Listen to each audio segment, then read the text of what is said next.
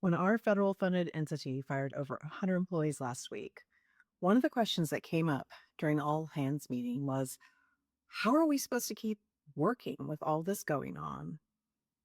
It's a good question, right? How do you keep moving forward with all the uncertainty, and especially when someone was laid off that you may or may not have known and you don't know when your turn is next? So, first two videos in this series about federal uncertainty addressed kind of identifying the facts and the thoughts that you may be having or a loved one may be having. And the second one kind of identified the emotions. In this video, I want to talk about the actions that we might take in this kind of situation and what might be coming up for us in BAFT. So, I'll return back to the hands in meeting because honestly, I thought the director's response was pretty good. It was, well, you want to pause, kind of process, and then get on with the mission. And, we like the pause part. We talk about that a lot here on Self Coaching for Skeptics, that we want to kind of take a moment, recognize that there's some emotions going on in our body, maybe find out where that's happening. And then, we don't want to dwell in that. We want to get on with it. But my question is, what if the mission is the hard part for you? What if you're feeling a little jaded about the mission because you can see that out in the real world and in politics, that investment's going down. It doesn't appear the rest of the world believes in your mission. So why should you? And maybe what good is believing in your mission right now doing you? It's just putting you in harm's way. Staying with this mission or these values is actually, contributing to your insecurity versus making you feel maybe grounded and determined. So, for instance, I am really pleased that my job um, reflects my values, and I do believe in what we do. But I would say that I don't over identify with the mission personally. It's really the whole package for me. I like the people that I work with. I like a chance of personal fulfillment and growth opportunities. I like the campus. I like being able to walk around on a beautiful place. And I like being able to have colleagues that are, interesting and fun to talk to. And I live in a big city, so the commute's also important for me. And that works. So if you're in a situation where this has been shaken up, how can we move forward? And how might we keep calm and carry on? And in this video, I'm going to talk you through some strategies you might use, and we'll talk about maybe some exercises you could try as well. So, the first strategy is think about what an ideal action in these parameters would look like.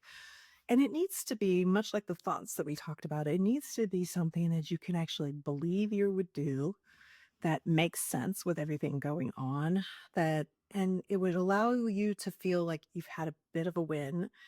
And also, you want to keep it personable. So if for right now, answering all of your emails by noon is just going to make you feel worse and completely unattainable, then take it down a notch. Take it down to like, I want to at least acknowledge all my emails by noon. Like, hey, I got your email, I'll be back.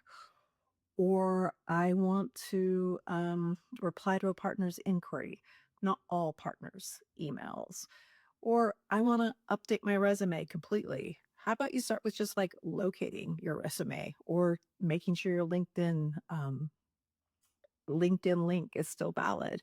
Start with something that's kind of believable. So you want to avoid things like get a new job by the end of the week, or again, answer all of my emails and be done with all of my to-do lists. We need to keep the actions something that, especially now, where we are able to keep going. So we're able to kind of keep the wins small, but the momentum in the steps small as well, if that makes sense. So ask yourself, what might be a doable action for you if you're dealing with this kind of uncertainty, particularly if you've just seen people, getting laid off, you're feeling a little bit of a ripple, and what would that look like? It may look very small, and try to let that be okay. Like, this is where we're at right now. Think of an action that would look doable to you. So you've got your action.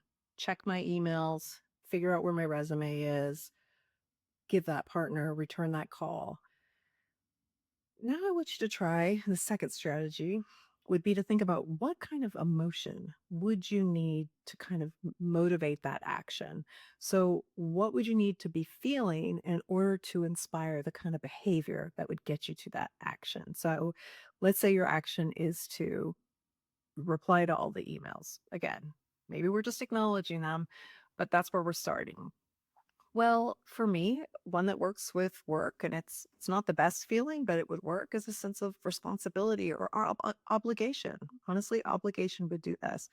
These are people that have reached out, they need an answer, or they want something from me, or I need something from them.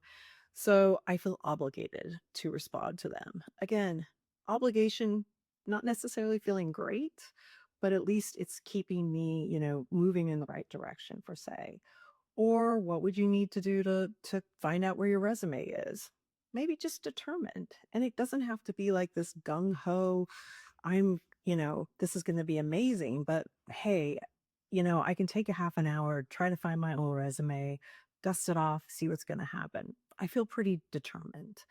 I feel motivated. I'm having colleagues lose their jobs, so it's definitely happening here now. Now I feel inclined to do that. And maybe another one is just attentive or calm. Not so much that you want to expect, like, jumping for joy, but maybe just, "Hey, I'd like if I feel calm, then I know I can call this partner and see what their question was." If I'm feeling nervous or urgent or, scared even, I probably wanna hold off calling them. So you've got this action. Think about the feeling. You may not have that feeling yet. We'll get there in the third strategy, but think about the feeling that is plausible for you right now that you would need to have to take that action. And so the third strategy, and you can probably see where I'm going with this, is ask yourself, what belief or thought would I have to be thinking in order to conjure up that emotion that's going to then lead to the behavior that I want to? And, let's start with the one we did from strategy 2, which was I wanna, acknowledge all my emails today. So, I've got this sense of feeling responsible. So, a thought I might try is I can reply to these emails without necessarily having to address all of the content. Yeah, it feels like something I can do. I feel obligated to do it. It's part of my job, and it feels doable, plausible. It's a thought. It's not, I am going to complete all these emails and get this to-do desk, excuse me, this to-do list. Again, we're not there right now. We need to like keep that in mind. But let's say the feeling you're trying to generate is calm. You might try, I can imagine doing this task for the next 25 minutes. And this is a trick I play with myself all the time. I use my fancy timer on my watch here, set a timer for 25 minutes, and pretty much all my grim tasks, which there are plenty of in any kind of federal job around administration, there's going to be lots of those kind of boring things. I can set myself for 20 minutes, 25 minutes, and tell myself I can do anything for 25 minutes. I know that I've got something, a break planned or something. So I can be calm and carry on with this. Obligated, I owe it to a colleagues who lost their jobs to find a way to appreciate my job. Again, this isn't to feel better or judge them, but maybe that sense of like appreciation slash obligation can kind of help keep you focused. Like, yeah, I still have my job and I want to keep it. And here's the kind of things that I need to do and want to feel and want to think in order to help myself carry on with this. Maybe effective is something you chose. So maybe a thought that would help you feel effective is updating my CV and my LinkedIn page would help me feel productive. And those are thoughts that you can try out. And again, you want to tweak them for what makes sense in your role or your job. And, you know, again, we want to keep these believable. If you're in a position where you can, up the caliber of those feelings of thought, that's great. But I always want to suggest that, sometimes we're in the situation of minimal baseline and we just have to start there. And so to that person that asked that, bravely asked that question in the all hands, how can we carry on? I'm hoping that I identifying, the thoughts and the emotions for some, believable actions that can help. you get to that situation. So, if you have any thoughts you'd like to share that you think might help viewers who might be going through this, I would love to hear them. And I'll probably use them right now. Like I said, this is happening where I work. And if this video is helping you make sense of the next steps, especially during a tough week at your federal agency or entity, go ahead and hit subscribe. And this way you won't miss any of this federal layoff series. And if you're looking for more practical tools to manage your to manage your thoughts, emotions, and actions, be sure to check out the rest of this playlist and maybe throughout the channel. We have a lot of videos on this topic. But thanks for watching. And hey, take good care of yourself this week, and we'll see you soon.